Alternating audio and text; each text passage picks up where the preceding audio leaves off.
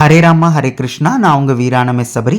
ஆண்டாள் திருவடிகளே சரணம். இப்ப நீங்க பாக்குறது ஸ்ரீரங்கத்துல கண்ணாடி அறை சேவையில் இருக்கிற அந்த ஆண்டாள் தான். இன்னைக்கு மார்கழி 11ஆம் நாள். இதுக்கு முன்னாடி பாசரங்களோட குழுவை நீங்க பார்க்கணும் அப்படின்னா இந்த வீடியோ டிஸ்கிரிப்ஷன்ல லிங்க் கொடுத்துருக்கேன், நீங்க பாத்துக்கலாம். இந்த பாசரமே பாத்தீங்கன்னா கற்றுக்கறவை கணங்கள் பல கறந்து அப்படின்னு சொல்லிட்டு தான் ஆரம்பிக்கும். அதுக்கேத்த மாதிரி நிறைய கன்றுக்குட்டிகளும் பசுக்களும் ஒன்னா இருக்கும் போது பால் கறக்கிற மாதிரி அந்த குழுவை ஏற்பாடு பண்ணியிருக்காங்க. ஒருத்தர் பாத்தீங்க அப்படின்னா பாலை கறந்துகிட்டு இருக்கிறாரு, கண்ணுக்குட்டியை பக்கத்திலேயே வச்சுட்டு கறக்கிறாரு.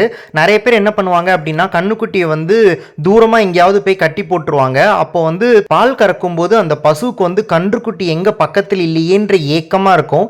அந்த மாதிரி இல்லாம கன்றுக்குட்டிக்கு முதல்ல பாலை கொடுத்துட்டு அதுக்கப்புறமா கன்றுக்குட்டியோட கண்ணுக்கு முன்னாடியே பாலை கறக்கிற மாதிரி ஏற்பாடு பண்ணியிருக்காங்க. இந்த பாசரமும் பாத்தீங்க அப்படின்னா ஒரு பொண்ணை எழுப்புற பாசரம். அதனால இந்த பாசுரத்திலையும் ஒரு பொண்ணு படுத்துட்டு இருக்கிற மாதிரியே அந்த அலங்காரத்தையும் இந்த பாசுர அலங்காரத்துல வச்சிருக்காங்க. செற்றார் திரளிய சென்று செரு செய்யும் அப்படின்ற வரிக்கு ஏத்த மாதிரி கிருஷ்ணர் தப்பு செய்யறவனை அழிக்கிற மாதிரி தட்டி கேட்கிற மாதிரி அலங்காரத்துல வச்சிருக்காங்க. இப்ப நீங்க பாக்குறது 2023 அலங்கரிச்சு வச்ச குழு.